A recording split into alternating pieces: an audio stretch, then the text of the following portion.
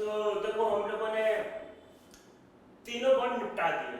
कौन कौन से? कोवेलेंट, आयनिक और कोऑर्डिनेट। एक बार हाइब्रिडाइजेशन का समरी लिख लेते हैं फटाफट और फिर हम लोग आगे बढ़ते हैं।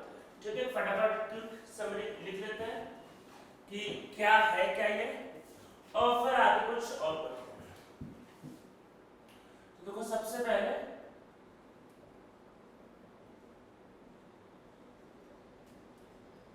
हाइब्रिडाइजेशन, ठीक है, कि जो होगा वो लिखेंगे। यहाँ पे उसका केस लिखेंगे, मतलब कि ए बी है, AB2L जो भी होगा, ठीक है। बी का मतलब बॉन्ड होगा, एल का मतलब एल मीन्स लोन पेयर होगा। और हम लोग यहाँ पे सीधा इसका स्ट्रक्चर लिखेंगे, ठीक है। ये तीन चीजें हम लोग को करना है। तो को पहला वाला जो होगा वही ज्योमेट्री और वही स्ट्रक्चर से, मान लो अगर पांचों बॉन्ड है तो वही ज्योमेट्री होगा और वही आपके पास क्या होगा, मतलब स्ट्रक्चर होगा। चलो मैं यहीं पे लिख दूंगा, आपको समझ में आ जाएगा। फर्स्ट sp, ए की कैसे होता है AB2, ठीक है। तो इसका स्ट्रक्चर क्या होता है A और इधर भी B और इधर भी B। Structure is linear bond angle 180 degree. Angle को भी याद रखना है, ठीक है। और अगर आप sp हाइब्रिडाइजेशन की ज्योमेट्री की बात करो तो ज्योमेट्री इज लीनियर, ठीक है। उसका अगर ज्योमेट्री की बात करोगे ज्योमेट्री इज लीनियर, ठीक है। तो ये पहला केस हो गया। सेकंड sp2, जब sp2 की बात करेंगे ज्योमेट्री इज ट्रायंगुलर प्लेनर, ठीक है। इसमें देखो दो केस पॉसिबल है, AB3 एंड AB2L। AB3 का मतलब क्या होगा,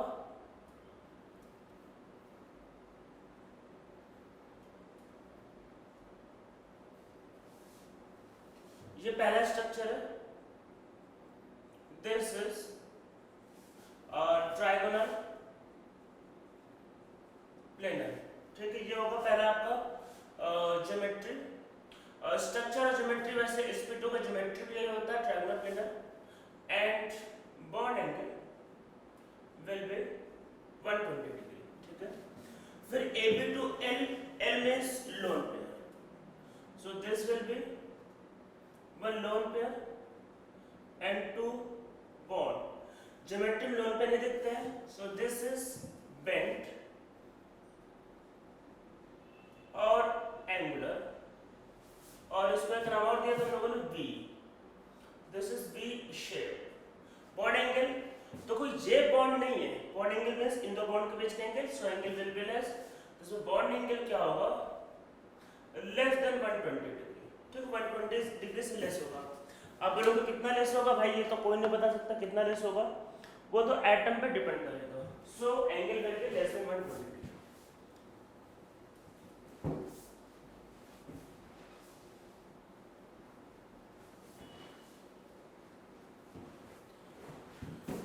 ठीक है, तो आपको समझ में आया होगा सब। बस हम लोग एक बार इसको लिख लेते हैं क्योंकि इंपॉर्टेंट है, पता होना चाहिए इसे। तो हम लोग थर्ड करते हैं sp3 हाइब्रिडाइजेशन। sp3 में एक्चुअल में अगर ज्योमेट्री की बात की जाए, ज्योमेट्री इज टेट्राहेड्रल। मैंने आप लोगों को कहा था नेट पे देखने के लिए, आप लोगों ने देखा भी होगा। तो AB4, AB3L एंड AB2L2, बस यही तीन केस करते हैं। लास्ट वाला केस के ज्यादा एग्जांपल होते हैं ना, वो पता है जब सिंगल बॉन्ड है तो ऑलवेज लीनियर होगा। सो AB4 मींस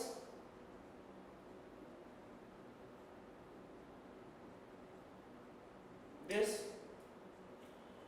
tetrahedral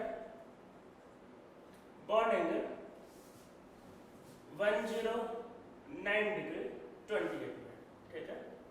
AB3L की बात करेंगे, वन एक लोन पेयर है, सो एंगल विल डिक्रीज। मैं इसको इधर ड्रॉ कर देता हूँ, इसको मैं यहाँ ड्रॉ करता हूँ। तो लोन पेयर पता है रिपेल करेगा, एंगल विल डिक्रीज। सो इसका क्या होगा ना, नेम विल बी पिरामिडल। तो याद रखना होता है कि sp3 में जब एक लोन पेयर होता है, so structure is pyramidal and bond angle क्या होगा, लेस देन 109 डिग्री 20, उससे कम होता है। मॉलिक्यूल टू मॉलिक्यूल वो डिपेंड करता है कितना होता है। होता है पर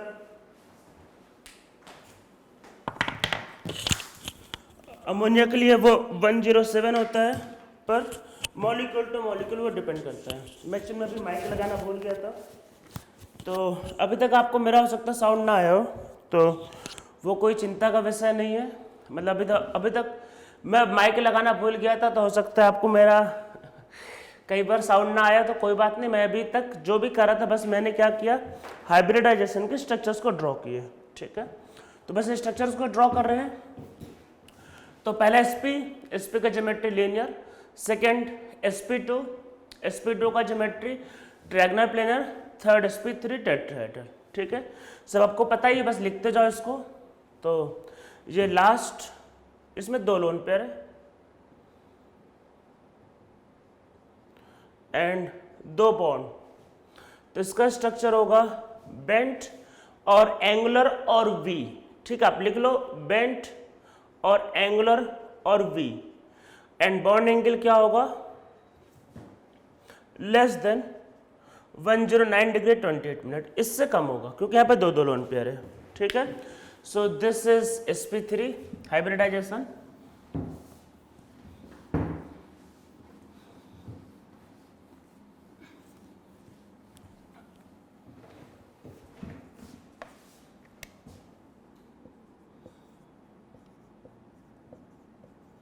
फोर्थ sp3d, ये हमारा केस रहेगा।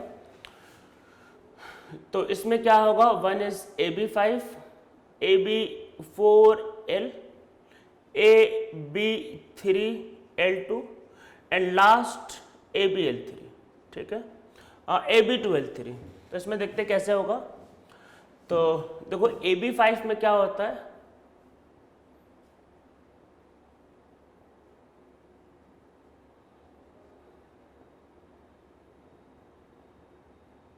ये AB5 है। स्ट्रक्चर पता है क्या है, this is triangular planar, sorry this is triangular bipyramidal, ठीक है। TBP triangular bipyramidal. Bond angle इसमें क्या होते हैं, यहाँ वैरायटीज ऑफ बॉन्ड एंगल होते हैं। Bond angle are 90 degree, 120 degree and 180 degree, ठीक है। AB4L करते हैं, इसको मैं इधर ड्रॉ कर देता हूं। सो AB4L इज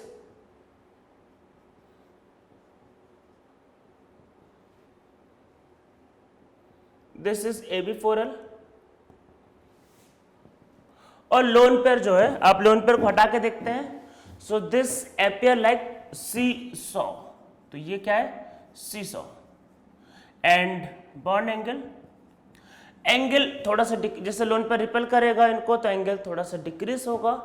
तो जो एंगल्स होते हैं वो थोड़े से कम होंगे, तो लेस देन 90, 120 एंड 180, तीनों थोड़े थोड़े से कम हो जाएंगे। मतलब less than 90, less then 120, less than 180, ठीक है, थोड़े थोड़े डिक्रीज करेंगे। थर्ड इज AB3L2,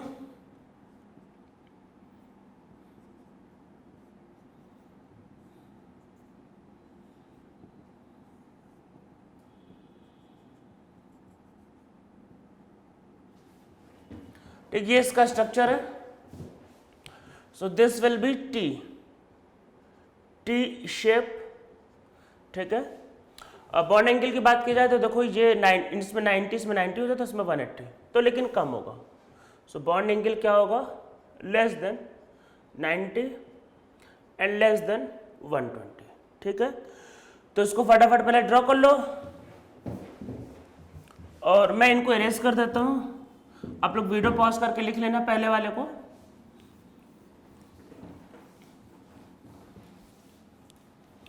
तो अब देखो इसको करते हैं, दैट इज AB2L3, तो क्या होगा, AB2 and L3, 3 lone pair, structure is linear and bond angle सिर्फ एक ही बॉन्ड बचा है, and that is exactly 180 degree, ठीक है। तो ये हमारा हो गया आपका 4 स्ट्रक्चर, इसका लीनियर था।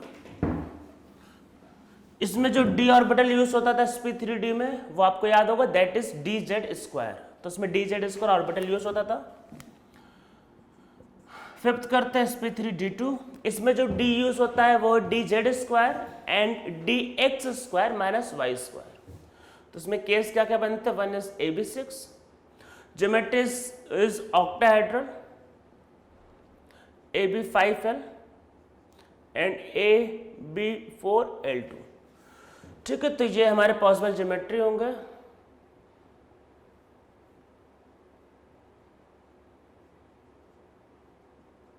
ये जो हमारे पॉसिबल स्ट्रक्चर्स होंगे, ज्योमेट्री तो ऑक्टाहेड्रल है, तो ये हमारे पॉसिबल स्ट्रक्चर है। तो ये मॉलिक्यूल है, this is octahedral, bond angle 90 degree and 180 degree. ठीक है, ये पॉसिबल बॉन्ड एंगल है। AB5L को ड्रॉ करते हैं।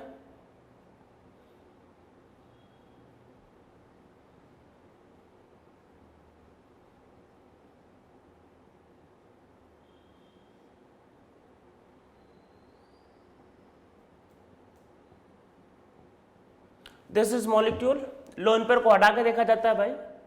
तो दिस इज स्क्वायर पिरामिडल, पहला वाला था स्क्वायर बाई पिरामिडल, ऑक्टाहेड्रल को हम लोग स्क्वायर बाई पिरामिडल भी बोलते हैं। Now this is square pyramidal. Okay, तो ये स्क्वायर पिरामिडल है।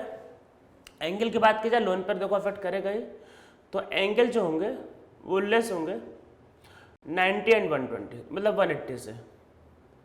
अपोजिट वालों के बीच में आपस में एंगल 180 डिग्री है, तो उससे थोड़ा सा स्लाइटली डिक्रीज कर जाएगा। इसमें दो लोन पेयर है,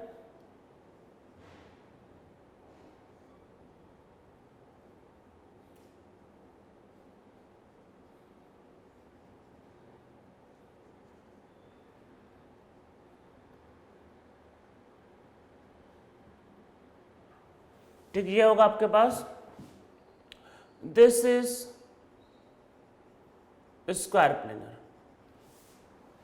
and bond angle will be 90 and 120 degree, 180 degree. तो इसका जो बॉन्ड एंगल होगा वो 90 एंड 180 डिग्री होगा। ठीक है, ये हो गया आपके पास sp3d2 एंड लास्ट sp3d3।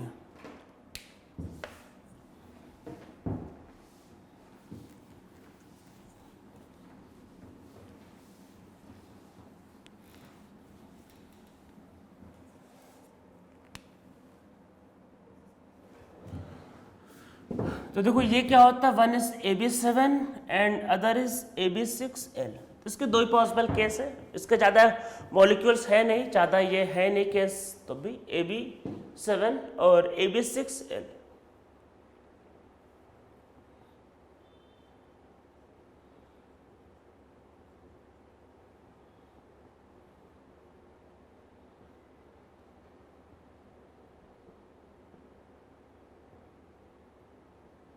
ये मॉलिक्यूल है,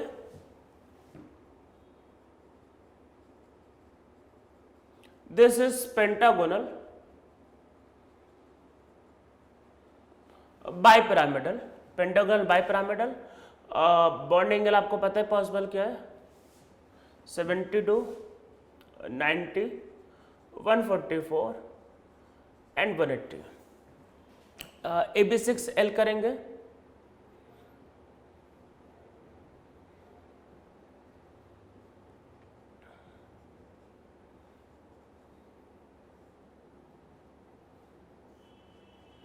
तो मैं लोन पेयर को हटा के करता हूं इसको। तो देखो ये एक स्क्वायर है जो डिस्टॉर्टेड फॉर्म है, so this is distorted square, so this structure is distorted square bipyramidal and bond angle will be less than 70 degree, 90 degree, 144 degree and 180 degree. और जो बॉन्ड एंगल होंगे वो ऐसे होंगे, कुछ less than 72, less than 90, less than 144 and less than 180। Due to lone pair angle decrease कर जाते हैं। ठीक है, तो ये हमारे हाइब्रिडेशन के सारे स्ट्रक्चर्स हो गए, ये सब आपको याद रखना है, बहुत इंपॉर्टेंट, वेरी वेरी इंपॉर्टेंट। हो गया, काफ़ी लिख लिया, हम लोग अब आगे बढ़ते हैं। तो एक तो देखो हम लोगों को इसमें टॉपिक करना है फजांस रूल, तो भाई पहले चलो वही कर लिया जाए, फजांस रूल।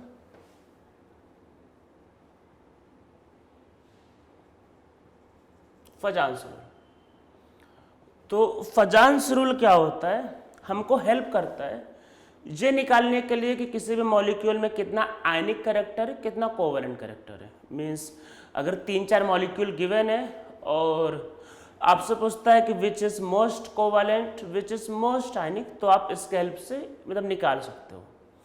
होता क्या है कि एक्चुअल में कई बार मॉलिक्यूल के अंदर आयनिक और कोवेलेंट कैरेक्टर दोनों होते हैं।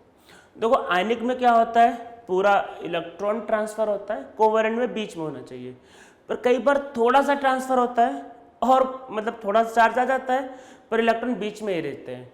देखो आयनिक समझो, आयनिक में पूरा ट्रांसफर होता है, कोवेलेंट में बीच में होने चाहिए, पर कई बार बीच में भी नहीं होता, पूरा ट्रांसफर भी नहीं होता, थोड़ा सा होता है, जिसकी वजह से क्या होता है, थोड़ा सा चार्ज आ जाता है, जिसको हम लोग पोलर मॉलिक्यूल कहते हैं, जिसके बारे में हम लोग इसके बात करेंगे।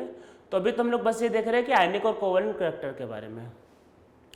तो ये थ्योरी हमको हेल्प करेगा किसी भी मॉलिक्यूल में ये फाइंड करने के लिए कि कितना आयनिक कैरेक्टर है एंड कितना कोवेलेंट कैरेक्टर है। ठीक है, तो इसमें नीचे लिखो, देखो this theory help us to find the ionic and covalent character in a molecule.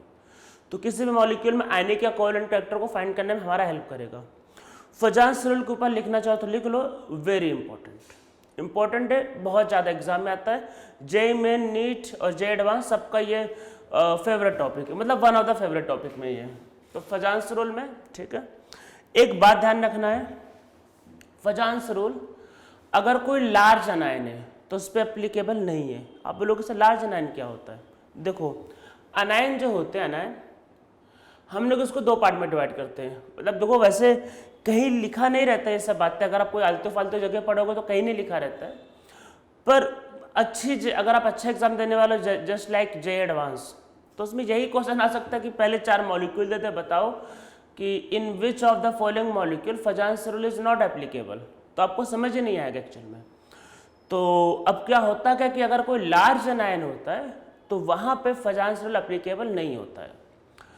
तो मतलब मुझे कैसे पता चला, अरे काफ़ी रिसर्च करके पता चल जाता है, मतलब आप जैसे काफ़ी जगह से जब पढ़ोगे तो चीज़ों को पता चल जाता है, तो ये बात ध्यान रखना है। अब देखो है कैसे ये, जैसे लार्ज अनायन किसको बोलते हैं, देखो छोटा अनायन का मतलब, स्मॉल अनायन का मतलब जैसे Cl minus, F minus, Br minus, OH minus, NH2 minus, मतलब जहाँ पे एक ही लार्ज आइटम होता है। NH2 में हाइड्रोजन का साइज तो पता ही होता है, बहुत छोटा होता है, तो ऐसे अनायन हम लोग स्मॉल बोलते हैं, स्मॉल अनायन।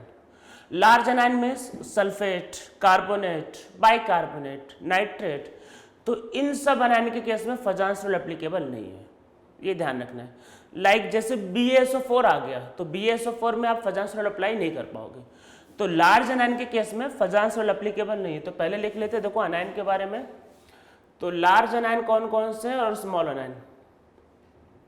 लार्ज अनायन में 2-3 बड़े एटम होते हैं, कम से कम 2-3 बड़े एटम होते हैं, वैसे मिनिमम 3 होते हैं, तो मतलब वही 3 से कम वैसे नॉर्मली नहीं होता। जैसे carbonate, nitrate, this is chlorate, this is perchlorate. और इसमें किसका क्या नेमिंग होगा, इस पर मैंने अलग से लेक्चर बना रखा है कि किसको नाइट्रेट बोलते हैं, मतलब कब एड बोलते हैं, कब आइड बोलते हैं, कब परक्लोरेट बोलते हैं, तो इस पर अलग से लेक्चर बनाया हुआ है। ठीक है, जो मैं अगर आपको देखना चाहो तो आप मेरे मतलब फाउंडेशन के जो लेक्चर्स उसमें आप जाके देख सकते हो। ठीक है, तो ये ClO4 माइनस की किसका क्या नेमिंग होता है, तो दिस इज परक्लोरेट। और जैसे कि सल्फेट, फॉस्फेट, ऐसे बहुत से हैं। ठीक है, बाइकार्बोनेट, ऐसे किसी भी मॉलिक्यूल पे, ऐसे किसी भी अनायन पे आपका फजांस रूल एप्लीकेबल नहीं होगा। और जो स्मॉल आयन होते हैं, स्मॉल आयन कौन कौन से होते हैं, F minus, Cl minus, Br minus, I minus को भी चलो कंसिडर कर लेते हैं, OH माइनस, NH2 माइनस, ऐसे कोई।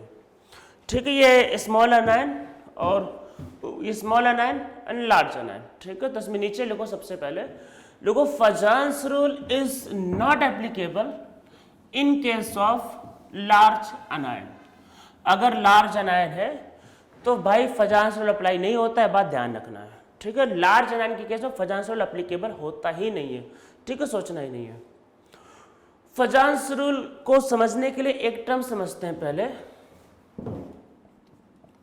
पोलराइजेशन। कई बार फजान्स रूल को बोलते हैं थ्योरी ऑफ पोलराइजेशन, कि क्या होता है पोलराइजेशन। तो इसको समझो, पहले एक कटायन और एक अनायन लेते हैं। कटायन और अनायन ले लिया भाई, एक कटायन है एक अनायन ले लिया। आपको पीरियोडिक टेबल में पता चलिए कि क्या होगा, कटायन छोटा हो जाता है, अनायन बड़ा हो जाता है। तो एक हमने कटायन लिया, तो कटायन का साइज छोटा है, और एक हमने अनायन लिया, अनायन का साइज बड़ा है।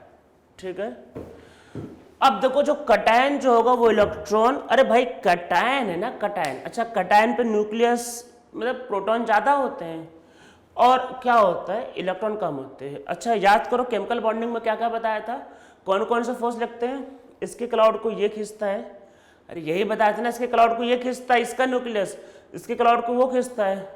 अब एक तो कटायन पे ऑलरेडी इलेक्ट्रॉन कम है, तो न्यूक्लियस ने बांध रखा है, तो इसकी तो कोई हिम्मत ही नहीं खींचने की।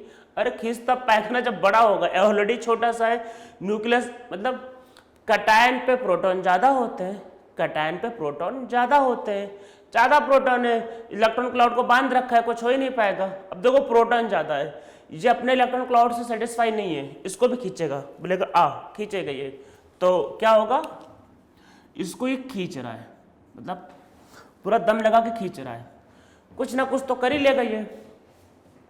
तो देखो क्या होगा, चलो इसको ऐसा कर लेते हैं, A+ और खींच लिया, तो देखो उसने अपने साइड खींच लिया, तो ऐसा हो गया। अरे भाई उसकी तरफ जाना पड़ेगा ना वो, क्योंकि उसके पास इलेक्ट्रॉन क्लाउड है और वो प्लस चार्ज है, जाना पड़ेगा उसको, तो ये प्लस की तरफ माइनस वाला आ गया। ठीक है, तो यही होता है पोलराइजेशन। मतलब क्या सर, अरे किसी भी कटायन की किसी अनायन के इलेक्ट्रॉन क्लाउड की खींचने की टेंडेंसी को पोलराइजेशन बोलते हैं। ज्यादा खींच पाएगा तो हम बोलेंगे कटायन का पोलराइजिंग पावर ज्यादा है, कम खींच पाएगा तो हम कहेंगे कटायन का पोलराइजिंग पावर कम है। तो किसी भी कटायन की टेंडेंसी टू पुल, खींचना, to pull electron cloud of anion क्या होता है, आपका पोलराइजेशन। ठीक है, जितना ज्यादा खींचेगा उतना ज्यादा क्या होगा, पोलराइजिंग पावर ऑफ कटायन। ठीक है, तो इसमें नीचे लिखो इसमें क्या होता है, इसको ड्रॉ कर लो, फिर इसमें नीचे लिखो cation pull electron cloud of anion, due to this electron cloud of anion is shifted toward cation. This tendency of cation to pull the electron cloud of anion is known as polarization. ठीक है, इसमें नीचे लिखो, इसमें लिखो higher is the tendency of cation to pull the electron cloud of anion, higher will be polarizing power of cation. भाई जितना ज्यादा खींचे उतना ज्यादा पोलराइजिंग पावर होगा। क्वेश्चन आता है कि पोलराइजिंग पावर किस पे डिपेंड करेगा, तो उसके लिए वो थ्योरी है, वही फजान्स रूल, वो वही एक्चुअल में, जितना ज्यादा पोलराइजिंग पावर होगा उतना ज्यादा इलेक्ट्रॉन बीच में होगा। अब पहले समझो, अगर कटायन देखो ज्यादा इलेक्ट्रॉन खींचेगा तो इलेक्ट्रॉन क्लाउड बीच में आ गए। अच्छा, इलेक्ट्रॉन क्लाउड बीच में आ गए। अच्छा ये बताओ कोवेलेंट बॉन्ड क्या होता है, कोवेलेंट बॉन्ड क्या होता है कि दोनों न्यूक्लियस के बीच में इलेक्ट्रॉन होना चाहिए। देखो यहां नहीं था, अगर दोनों न्यूक्लियस के बीच में, देखो कोवेलेंट बॉन्ड का मतलब यह है कि दोनों न्यूक्लियस के बीच में इलेक्ट्रॉन आ गए। अगर दोनों न्यूक्लियस के बीच में इलेक्ट्रॉन आ गए तो मॉलिक्यूल कैसा होगा, कोवेलेंट। तो मैं रिपीट करता हूं क्या होता है, जिस कटायन में पोलराइजिंग पावर ज्यादा होगा तो एनायनिक इलेक्ट्रॉन क्लाउड को खींच लेगा, जब वो खींचेगा तो इलेक्ट्रॉन क्लाउड कहां आ गए, बीच में आ गए। तो जब इलेक्ट्रॉन क्लाउड बीच में आ गए तो कैसा वो बनने लगा, वो बिहेव करने लगेगा एज अ कोवेलेंट, ठीक है। तो वो कोवेलेंट की तरह बिहेव करने लगेगा, तो वो मॉलिक्यूल के अंदर कैसा आ जाएगा, कोवेलेंट कैरेक्टर। तो जितना ज्यादा कटायन का पोलराइजिंग पावर ज्यादा होगा उतना ज्यादा वो इलेक्ट्रॉन को खींचेगा, उतना ज्यादा इलेक्ट्रॉन बीच में होगा, जितना ज्यादा इलेक्ट्रॉन बीच में होगा उतना ज्यादा कोवेलेंट कैरेक्टर होगा। और अगर कोवेलेंट ज्यादा है तो ऑटोमेटिक आयनिक कम होगा, ठीक है। ये बात ध्यान रखना है। तो इसमें नीचे लिखो, इसमें नीचे फटाफट लिखो, तो लिखो इसमें लिखो, as polarising power of cation increases more and more electron cloud is present between the nucleus of two atom, then covalent character of molecule increases। तो जो कोवेलेंट कैरेक्टर होगा बढ़ने लगेगा, तो जितना ज्यादा वो विड्रॉ करेगा उतना ज्यादा कोवेलेंट कैरेक्टर बढ़ने लगेगा। ज्यादा खींचेगा इलेक्ट्रॉन क्लाउड बीच में आएगा, कोवेलेंट कैरेक्टर बढ़ जाएगा, ठीक है। तो more polarising power, more electron cloud between the nucleus, more will be covalent character, ठीक है। तो ये आपको चलो पूरा समझ में आ गया होगा ये। अब हम लोग इसमें ये देखते हैं कि किस किस फैक्टर पे ये आपका डिपेंड करेगा। इसको चालू करने के पहले एक बात मैं पहले बता देता हूं। देखो, अगर आपने बोला कोवेलेंट कैरेक्टर बढ़ रहा है, कोवेलेंट कैरेक्टर बढ़ रहा है, तो इसका मतलब क्या होगा, आयनिक कम होगा। आयनिक कम का मतलब क्या होगा, चार्ज डिक्रीजेस, मतलब पहले के रिस्पेक्ट, मतलब पहले जितना होना चाहिए तो उससे कम हो जाएगा, तो रिलेटिवली डिक्रीज कर जाएगा। आयनिक अगर कम होगा, ध्यान रखना, तो मैंने जैसे पिछले लेक्चर में बताया आयनिक मॉलिक्यूल का melting point, boiling point high होता है। तो जिन मॉलिक्यूल के अंदर आयनिक कैरेक्टर ज्यादा होता है उनका क्या होता है, melting point, boiling point high होता है। तो अगर आयनिक कैरेक्टर कम हो जाएगा तो ये बात ध्यान रखना है कि बॉइलिंग पॉइंट और मेल्टिंग पॉइंट ऑटोमेटिक डिक्रीज करेगा। तो ये क्वेश्चन ऐसा नहीं आता कि सीधा सीधा 4 दे देगा और बोलेगा 4 मॉलिक्यूल के बताओ किसका मेल्टिंग पॉइंट ज्यादा है। आपको मेल्टिंग मतलब आपको सीधा सीधा ये नहीं देगा कि 4 मॉलिक्यूल दे देगा, पूछेगा बताओ किसका कोवेलेंट ज्यादा है। आपको कोवेलेंट से रिलेट करना पड़ सकता है आयनिक। देखो, कोवेलेंट ज्यादा तो आयनिक कम, आयनिक कम तो मेल्टिंग पॉइंट कम, बॉइलिंग पॉइंट कम, रिलेट करना है। मतलब जैसा ये चलेगा उसका उल्टा चलेगा, ठीक है। मैं एक रूल बता रहा हूं, हो सकता है काफी बच्चों को पता हो, काफी बच्चों को ना पता हो। सॉल्युबिलिटी, ठीक है। सॉल्युबिलिटी का क्या रूल होता है, लाइक डिसॉल्व लाइक, ठीक है। लाइक डिसॉल्व लाइक मतलब कि पोलर मॉलिक्यूल, पोलर मॉलिक्यूल क्या होता है, जहां पे चार्जेस होते हैं। पोलर मॉलिक्यूल पोलर में सॉल्युबल होते हैं, वाटर इज पोलर मॉलिक्यूल। और non polar molecule non polar में सॉल्युबल होते हैं। अरे भाई, ये वैसा जैसे रियल लाइफ में फ्रेंडशिप होता है, दोस्ती एक ही जैसे नेचर वालों को होता है ना। ये दो अपोजिट पीपल, एकदम अपोजिट पीपल में कोई फ्रेंडशिप नहीं होता। कोई पढ़ने वाला बच्चा है और कोई मान लो आवारा टाइप है, तो उनमें फ्रेंडशिप नहीं होती, मतलब रियल में तो वैसे दोस्ती नहीं होती। तो मीन्स लाइक डिसॉल्व लाइक, मतलब सॉल्युबिलिटी का मतलब कि पानी में कुछ मिला दे, मतलब दोस्ती टाइप, फ्रेंडशिप, मतलब मिल गए।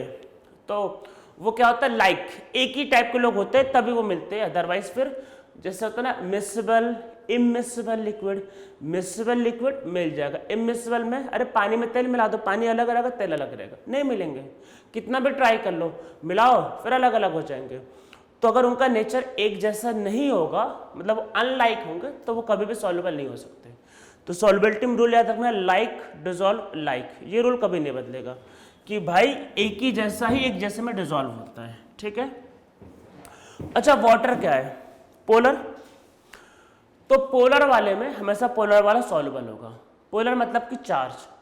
देखो, जितना आयनिक होगा उतना ज्यादा चार्ज होगा, जितना ज्यादा चार्ज होगा उतना ज्यादा वाटर में सॉल्युबिलिटी होगी। वाटर में सॉल्युबिलिटी की बात हो रही है, तो इसका जो सॉल्युबिलिटी होगा, solubility in water, specially water में डिक्रीज करेगा। आयनिक कम, चार्ज कम, चार्ज कम, सॉल्युबिलिटी कम। अरे आपको पता ना, तेल पानी में तैरता है, तेल पता है तेल एल्केन होता है, नॉन पोलर मॉलिक्यूल तेल ऑयल, तो पता है ना ये। तो एल्केन पानी में कहाँ डिजोल्व होता है, तो पोलर पोलर में सॉल्युबल होता है। एल्कोहल पता ही होगा, एल्कोहल पोलर होता है, ऑक्सीजन लगा हुआ है, तो लाइक डिजोल्व लाइक होता है। ठीक हो गया। अगर ऑर्गेनिक मॉलिक्यूल की बात कर ली जाए, देखो अभी ज्यादा पता तो आपको है नहीं, ऑर्गेनिक मॉलिक्यूल का मतलब होता है नॉन पोलर। जैसे ऑर्गेनिक मॉलिक्यूल बेंजीन हो गया, तो मान लो बेंजीन का नॉन पोलर लिक्विड, तो नॉन पोलर में नॉन पोलर सॉल्युबल होगा, तो अगर कोवेलेंट बढ़ेगा तो चार्ज कम होगा, चार्ज कम होगा तो उस, और ऑर्गेनिक मॉलिक्यूल क्या होता है लेस चार्ज वाले, तो उसमें सॉल्युबिलिटी बढ़ेगी। तो याद रखना है कि सॉल्युबिलिटी, वैसे ही अभी आपको नहीं पूछेगा पर फिर भी ध्यान देना, solubility in organic molecule increases. ठीक है, तो ये सब आपस में रिलेटेड है। कोवेलेंट बढ़ेगा तो आयनिक कम, बॉइलिंग पॉइंट कम, मेल्टिंग पॉइंट कम, सॉल्युबिलिटी इन वाटर कम, but solubility in organic molecule ज्यादा। अगर आपको कुछ नहीं बोला, 4 सॉल्ट दिया है, बोला है कि बताओ किसकी सॉल्युबिलिटी ज्यादा है, तो कॉमन सेंस भाई किसमें सॉल्युबिलिटी चेक करेंगे, वाटर में। अरे पता है ना, water is universal solvent, free का मिलता है, हर जगह मिलता है, और मोस्ट ऑफ द चीजों को मतलब डिजोल्व कर लेता है। मोस्ट ऑफ द चीजों को, मैंने कहा सबको नहीं, पर मोस्ट ऑफ द थिंग्स को डिजोल्व कर लेता है। ठीक है, तो water is a universal solvent. तो अगर आपको सॉल्युबिलिटी मेंशन नहीं किया तो आप किस में देखोगे, वाटर में देखोगे। तो ये सब तो चलो आपको समझ में आ गया होगा। तो हम लोग अब आते हैं कुछ पॉइंट्स पे। तो इसमें नीचे लिखते हैं, लिखो फिर से लिखो, इसमें आपका मैं एक साथ 4 पॉइंट बताऊंगा और फिर एक एक करके मैं सबको एग्जांपल देता हूं, क्योंकि शुरू के 4 पॉइंट बहुत मिलते जुलते हैं। आप पहले इसको अच्छा समझो, फिर आपका अच्छा रहेगा। तो मैं बता देता हूँ क्या, देखो जब कटायन छोटा होगा, देखो छोटा कटायन छोटा, कटायन छोटा तो ज्यादा चार्ज डेंसिटी है तो आनायन को ज्यादा खींचेगा। मतलब कटायन जितना छोटा होगा उतना अच्छा, कटायन छोटा होगा तो आनायन को ज्यादा खींचेगा। ठीक है, आनायन के पॉइंट ऑफ व्यू जाते हैं। आनायन जितना बड़ा होगा, अगर आनायन बड़ा होगा तो इलेक्ट्रॉन क्लाउड पे न्यूक्लियस का कंट्रोल नहीं होगा। अरे भाई बड़ा आनायन है, एक तो चार्ज आता है, नेगेटिव चार्ज आता है, और पॉजिटिव चार्ज कम है, ऊपर से बड़ा हो गया। तो अगर बड़ा या फिर लार्ज आनायन अगर होगा तो उसके केस में मतलब कि न्यूक्लियस का कंट्रोल कम होगा, तो वो आराम से खिंच जाएगा। मतलब कि अगर बड़ा आनायन है तो आराम से पोलराइज हो जाएगा। ठीक है, फिर तीसरा क्या समझना है, देखो अगर पॉजिटिव चार्ज बढ़ेगा तो पॉजिटिव चार्ज बढ़ेगा तो और खींचने की टेंडेंसी बढ़ेगी। या समझ लो जितना ज्यादा पॉजिटिव चार्ज होता है, याद करो, उतना छोटा होता था कटायन। तो जितना ज्यादा पॉजिटिव चार्ज बढ़ेगा, देखो पॉजिटिव चार्ज बढ़ गया, छोटा भी हो गया, और ऊपर से न्यूक्लियस ज्यादा है तो और खींचेगा। तो जैसे जैसे पॉजिटिव चार्ज बढ़ेगा वैसे वैसे आपका क्या होगा, पोलराइजिंग पावर उसका बढ़ेगा। ठीक है, और उसके बाद फिर जैसे जैसे आनायन पे नेगेटिव चार्ज बढ़ेगा, जब उस पर नेगेटिव चार्ज बढ़ेगा तो उसका साइज बड़ा होता जाएगा और फूलता जाएगा, तो आराम से पोलराइज हो जाएगा। तो ये चारों पॉइंट मिलते जुलते हैं। कटायन का देखो मैं रिपीट, का साइज छोटा, आनायन का साइज बड़ा, कटायन का चार्ज ज्यादा, आनायन का भी चार्ज। अरे भाई कटायन का चार्ज ज्यादा होगा तो कटायन छोटा होता है, और आनायन का चार्ज ज्यादा होगा तो आनायन बड़ा होगा। तो जितना जितना ही होगा उतना पोलराइजिंग पावर बढ़ता जाएगा। शुरू के 4 पॉइंट एक साथ लिखते हैं, इसके फिर एग्जांपल्स करेंगे, फिर लास्ट पॉइंट सबसे आखिर में करेंगे। तो इसमें नीचे लिखो, लिखो फिर से लिखना चाहो लिख लो, कि लिखो covalent and ionic character in molecule. ठीक है, तो क्या covalent and ionic character in molecule, हम लोग इसको कंपेयर करने वाले हैं। ठीक है, और ब्रैकेट में लिखना चाहे लिख लो, लिखो by Fajans rule. Fajans rule हम लोग यूज करके निकालेंगे। ठीक है, वही on the basis of Fajans rule, Fajans rule के बेसिस पे करने जा रहे हैं। पहला पॉइंट लिखो, फर्स्ट पॉइंट लिखो, लिखो as size of cation decreases polarizing power of cation increases, so covalent character in molecule increases। ठीक है, कटायन छोटा, पोलराइजिंग पावर ज्यादा, कोवैलेंट कैरेक्टर ज्यादा। ठीक है, सेकंड पॉइंट लिखो, लिखो as size of anion increases, more easily it will be polarized, so covalent character of molecule increases. ठीक है, as size of anion increases more easily it will be polarized, so covalent character of molecule increases. ठीक है, third point लिखते हैं, लिखो as charge on cation increases covalent character increases, cation का charge बढ़ेगा covalent बढ़ेगा. ठीक है, सिंपल. फिर फोर्थ लिखो, लिखो as charge on anion increases covalent character of molecule increases. ठीक है, कोवेलेंट बढ़ेगा तो आयनिक, आयनिक क्या होगा, आयनिक कम होगा.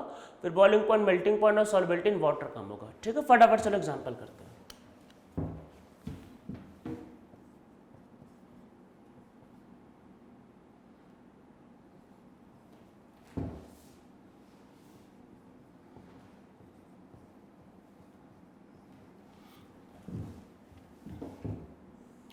इसमें देखो क्या वेरी हो रहा है, कैटायन. देखो एक चीज का क्या ध्यान रखना, एक साथ सब वेरी कभी कभी, अब सब वेरी करा दोगे तो कभी निकाल ही नहीं पाओगे, एक टाइम पे एक ही चीज वेरी होगा. ठीक है, तो आपको हो सकता है इन चारों में या इन पांचों में से कोई चार देकर पूछ ले. कैटायन का साइज देखो बढ़ रहा है, अरे कैटायन बढ़ रहा है ना, कैटायन कैटायन देखो कैटायन, अरे Li Na कैटायन बढ़ रहा है तो कोवेलेंट कम. इवन ये जो मॉलिक्यूल होता, मतलब ये जो मॉलिक्यूल इवन LiCl जो होता है, मैं आपको फैक्ट बताऊं, LiCl is insoluble in water. अरे कोवेलेंट कम होगा, आयनिक बढ़ेगा, सॉल्युबिलिटी बढ़ेगी. ठीक है, सिंपल. तो ये जो है इनमें एमंग ये मोस्ट कोवेलेंट है. तो ऐसा याद रखना कि अगर कभी भी छोटा वाला आ गया लिथियम, छोटा वाला क्या आ गया कैटायन, तो ज्यादा कोवेलेंट है. और ये क्या है, लीस्ट कोवेलेंट. अरे लीस्ट कोवेलेंट होगा तो मोस्ट आयनिक होगा, आयनिक ज्यादा तो सॉल्युबिलिटी ज्यादा. ठीक है, समझ में आपको आ रहा होगा. और चलो कुछ वेरी कर लेते हैं. किसको करोगे, फ्लोरीन, क्लोरीन, ब्रोमीन.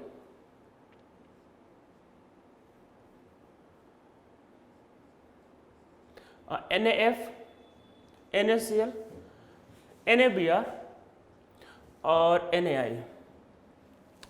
अनायन जितना ज्यादा होता है बड़ा अनायन, अनायन देखो बड़ा है उतना ज्यादा कोवेलेंट.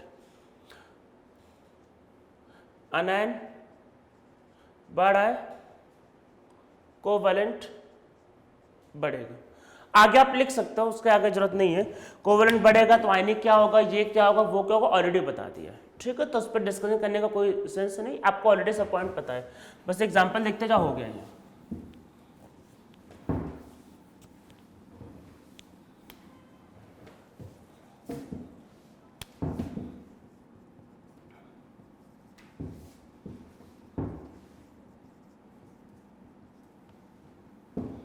अरे भाई चार्ज देखो, +1, +2, +3, +4, पॉजिटिव चार्ज बढ़ा है. तो इधर जाने पे कैटायन पे जो चार्ज है, चार्ज ऑन कैटायन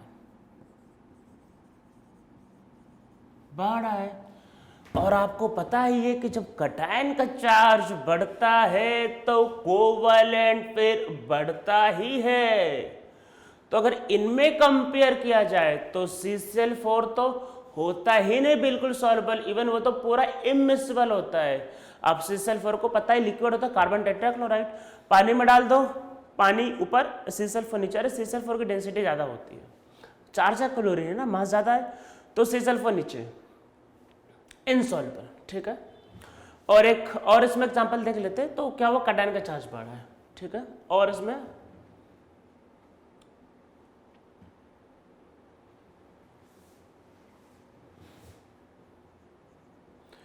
ये लास्ट वाला एग्जांपल ध्यान रखना, नॉर्मली इसको लोग भूल जाते हैं, मतलब ये स्ट्राइक नहीं करता है. तो -1, -2, -3. ठीक है, इधर जाने पे क्या होता है, अनायन पे चार्ज ऑन अनायन इंक्रीज करता है. चार्ज अगर बढ़ेगा तो कोवेलेंट बढ़ेगा. अरे भाई अनायन का चार्ज बढ़ेगा तो कोवेलेंट बढ़ता है ना, तो इसका मतलब ये इनमें लीस्ट सॉल्युबल है, ये मोस्ट सॉल्युबल है। ये इवन पूछा हुआ क्वेश्चन है इन तीनों के बारे में, विच of the following is least soluble, most soluble, more covalent, less soluble. ठीक है, समझ में आपको आ रहा होगा। तो ये सब आपने लिख लिया, एक्चुअल में सारा सब समझ में आया होगा। तो ये शुरू के 4 पॉइंट है जिनको आप ध्यान में रखना, आपको होता जाएगा। ठीक है, पर जेई मतलब होता क्या है कि फजांस रूल में जेई में क्या होता है, जेई के नीट में भी इन चारों से क्वेश्चन तो आता ही आता, पर एक 5वां पॉइंट जो है उससे ज़्यादा चांस है क्वेश्चन आने का। मतलब कि अगर 4 एग्जाम्पल दिया है, मान लो कि पूछा कि विच of the following is least soluble, तो नॉर्मली एक एग्जाम्पल 5वें वाले पॉइंट का रहता है और वही आंसर होता है। तो क्या है, सूडो नोबल गैस। याद करो कुछ लिखवाया गया था पीरियोडिक टेबल में, जिसके लास्ट में, जिसके मतलब वैलेंस में कितने इलेक्ट्रॉन होते थे, 18 इलेक्ट्रॉन। तो हमने क्या देखा कि भाई जो सूडो नोबल गैस कटायन होते हैं उनका मतलब पोलराइजिंग पावर बहुत ज़्यादा होता है, और बहुत पोलराइजिंग पावर होगा तो उसके अंदर कोवेलेंट कैरेक्टर भी ज़्यादा होगा। जब कोवेलेंट ज़्यादा होगा तो फिर उन सब का क्या होगा, वाटर में सॉल्युबिलिटी बहुत कम होती है। अभी एग्जांपल समझते हैं। तो पहले इसमें नीचे लिखो cation with pseudo noble gas configuration have very high covalent character, so नहीं कटायन विथ वेरी हाई, रुको फिर से, cation with pseudo noble gas configuration have very high polarising power, covalent character को काटो, have very high polarising power, so they have very high covalent character, so salt formed by pseudo noble gas cation is insoluble in water. Cation formed by pseudo noble gas is insoluble in water. कौन कौन से याद करो, क्या क्या लिखवाए थे, ये लिखवाया गया है पीरियोडिक टेबल में। याद करो क्या कहते हैं, Cu+, Ag+। Pseudo noble gas में कोई भी दिक्कत है पीरियोडिक टेबल में जाओ, लेक्चर नंबर 2 को रिफर करो, कहीं ना कहीं आएगा वो। ठीक है, तो वो उसको रिफर करो कौन कौन से थे और क्यों थे, वो रीजन वहां बताया हुआ है। तो ये जो मॉलिक्यूल जो होते हैं इनका क्या होता है कि थोड़ा सा मतलब एक्सेप्शनल साइज छोटा होता है। मतलब क्या होता है कि जैसे Cu+ में पूरा का पूरा एक जो शेल होता है उड़ जाता है, तो इनका साइज काफ़ी छोटा होता है। तो इनमें क्या होता है, पोलराइजिंग पावर काफ़ी हाई होता है। पोलराइजिंग पावर हाई होगा तो भाई क्या होगा, अगर पोलराइजिंग पावर अगर हाई होगा तब क्या होगा, आपको अच्छा लग रहा होगा कि चलो आपको लग रहा होगा कि अरे सर कैसे बात करते हो सर, कॉपर और सोडियम, आपको फीलिंग आ रहा होगा सोडियम बड़ा है। अरे भाई सोडियम से कॉपर बहुत ज़्यादा छोटा है। मतलब आपको मैं फैक्ट बता रहा हूँ, ये बहुत ज़्यादा सोडियम का, चलो पोटेशियम मतलब अच्छा उसके पीरियड में पोटेशियम आता है, पोटेशियम से भाई कॉपर बहुत छोटा है। तो वो पोटेशियम से कैल्शियम छोटा होता है, कैल्शियम से स्कैंडियम, फिर आपके पास टाइटेनियम। याद करो लगातार लेफ्ट से राइट जाने पे साइज छोटा होता रहता है, कॉपर पहुँचते पहुँचते बहुत छोटा हो जाता है, और ऊपर से एक इलेक्ट्रॉन अपने और निकाल दिए तो साइज एक्सेप्शनली छोटा होता है। तो इनका साइज छोटा होता है, इनके अंदर पोलराइजिंग पावर बहुत हाई होता है। तो इनके जितने भी मॉलिक्यूल होते हैं उनके अंदर होता है वेरी हाई कोवेलेंट कैरेक्टर। तो ये क्या होता है कि इनके अंदर क्या होता है, molecule formed by these cation have very high covalent character। उनके अंदर बहुत ज़्यादा कोवेलेंट कैरेक्टर होता है। और देखो ज़्यादा कोवेलेंट होगा तो पता ही क्या है कि इनसॉल्युबल। तो ये सब नॉर्मली वाटर में इनसॉल्युबल होते हैं। अच्छा कुछ एग्जांपल देख ले, अरे क्लास 9-10 के याद करो कुछ फेमस एग्जांपल। AgCl इनसॉल्युबल है, पता ही है सबको। प्रेसिपिटेट, अरे प्रेसिपिटेट बनने का मतलब होता है कि सॉल्युबल नहीं, वो नीचे बैठ गया, ये प्रेसिपिटेट का मतलब होता है। सबको पता होता है, बच्चे को पता है AgCl is a precipitate, white precipitate, सबको पता रहता है। बिकॉज Ag, अब इसका reason, because Ag is pseudo noble gas cation. अगर देखो बचपन में क्या पढ़ाया गया, AgCl इज इनसॉल्युबल। अब आपसे पूछा ये नहीं जाएगा कि AgCl सॉल्युबल कि इनसॉल्युबल, अब आपसे पूछ सकता है कि व्हाई AgCl इज इनसॉल्युबल। तो क्या रीजन है, because Ag positive is pseudo noble gas cation, so it have very high covalent character, so it is insoluble in water. ये इसका आंसर है, AgBr AgI। ठीक है, अच्छा तीनों इनसॉल्युबल है, बोलेगा हाँ सर तीनों इनसॉल्युबल है, पर तीनों में भी ये तो निकल सकता है ना कि कौन ज्यादा सॉल्युबल है। अब बोलोगे सर कैसे बातें करते हो, अभी मैं समझाता हूं, पर पहले मैं बता रहा हूं कि मैं क्या बोलना चाह रहा हूं, पहले इसको समझ लेते हैं। अगर ये तीनों Ag का है, इनमें भी कंपेयर करने को बोल दिया कि बताओ इन तीनों में लीस्ट सॉल्युबल कौन है, तीनों में लीस्ट सॉल्युबल कौन है। अच्छा कटायन सेम है, अनायन को देखो, अनायन का साइज अगर बढ़ेगा, अगर अनायन का साइज बढ़ेगा तो कोवेलेंट कैरेक्टर बढ़ेगा, कोई डाउट तो नहीं। कोवेलेंट कैरेक्टर बढ़ेगा तो सॉल्युबिलिटी कम होगी, क्या डाउट इसमें दिक्कत है। तो अगर आपको पूछा जाए, अगर इधर जाओगे इधर, भाई Ag होने के है तो तीनों इनसॉल्युबल, पर फिर भी कंपेयर करने को आ सकता है, मतलब कि तीनों इनसॉल्युबल में कौन लीस्ट सॉल्युबल है। तो उसमें इधर जाने पे क्या होगा, कोवेलेंट बढ़ेगा, सॉल्युबिलिटी कम होती है। देखो मैं आपको बताता हूं कि क्या इनका मतलब होता है। देखो एक्चुअल में तो इनसॉल्युबल कुछ होता ही नहीं है। आप बोलोगे सर ऐसा नहीं है, हाँ देखो फैक्ट है कि इनसॉल्युबल तो कुछ होता ही नहीं है। बात यह है कि इन तीनों की सॉल्युबिलिटी बहुत कम है। बहुत कम का मतलब कि ये हो सकता है सिर्फ 1 मिलीग्राम, सिर्फ 1 मिलीग्राम सॉल्युबल हो। 1 मिलीग्राम इतना का मतलब आपको पता भी नहीं चलेगा, पर होता है एक्चुअल में। ये हो सकता है सिर्फ 1 मिलीग्राम सॉल्युबल, आपको पता ना चले, तो इसलिए आप इसको बोल देते हो कि इनसॉल्युबल है, प्रेसिपिटेट बनता है। पर ऐसा एक्चुअल में कोई मॉलिक्यूल ही नहीं होता जो सॉल्युबल हो। इवन गोल्ड, शायद आप लोगों को पता हो कि जो भी ओशियंस है, जो भी हमारे समुद्र सी है, ओशियंस है, तो उनमें गोल्ड सॉल्युबल है, तो बहुत कम अमाउंट है, पर ऐसा कुछ होता ही नहीं कि जो सॉल्युबल ना हो। नेग्लिजिबल, जैसे गोल्ड का अमाउंट नियरली 10 to 15 ppm है, ppm पार्ट्स पर मिलियन, तो नहीं। अब आप लोग उससे गोल्ड क्यों नहीं निकालते, भाई इतना कम है, उसको निकालने में पता चला कि 2 लाख का खर्चा आ गया, पता चला कि 2 लाख खर्चा किया और निकला आपका 5 ग्राम। अब 2 लाख खर्चा करके तुम पानी से मान लो, अरे बहुत बड़ा, आप 5 ग्राम गोल्ड निकालते हो और पता चला मार्केट में 10 ग्राम गोल्ड 50,000 का मिल रहा है, तो क्या करोगे, अरे जाके 10 ग्राम गोल्ड खरीदोगे कि पानी से निकालोगे। तो जरूरत ही नहीं एक्चुअल में वो सब काम करने की। तो होता एक्चुअल में क्या है कि इस मतलब इनमें कंपेयर करोगे तो ज़्यादा सॉल्युबल, लीस्ट सॉल्युबल, ठीक है, सॉरी मतलब वो ज़्यादा कोवेलेंट, तो ये लीस्ट सॉल्युबल, ये मोस्ट सॉल्युबल, ये लीस्ट, ये मोस्ट। तो मोस्ट बोल रहे हो सर ये तो इनसॉल्युबल था, इनसॉल्युबल था पर कुछ ना कुछ तो सॉल्युबल होगा। ऐसे समझो कि अगर ये 1 मिलीग्राम सॉल्युबल है, 1 milligram is very very small amount, तो ये हो सकता है कि 0.5 मिलीग्राम हो, हाफ मिलीग्राम, और ये हो सकता है 0.2 मिलीग्राम। है तीनों इनसॉल्युबल, पर तीनों में रिलेटिवली ये ज़्यादा है। देखो सॉल्युबल का मतलब ये नहीं होता कितना भी हो जाए। अच्छा घर पे ये बताओ, अच्छा नमक ये बताओ पानी में सॉल्युबल है, हाँ है, तो क्या पानी में जितना चाहो उतना नमक डिजोल्व करते जा होता जाएगा? अरे एक लिमिट होती है ना, कि पानी में क्या होगा, 1 स्पून, मान लो 1 गिलास वाटर है, 1 स्पून सॉल्ट डिजोल्व हो जाएगा, 2 स्पून सॉल्ट डिजोल्व हो जाएगा। ऐसा थोड़ी ना कि 1 गिलास पानी में 1 पैकेट नमक डाल दिया और करो सॉल्युबल, वो तो कभी नहीं हो सकता, इम्पॉसिबल है। तो लिमिट होती है भाई, लिमिट। कोई चीज़ ज़्यादा हो जाता है, कोई चीज़ कम होता है।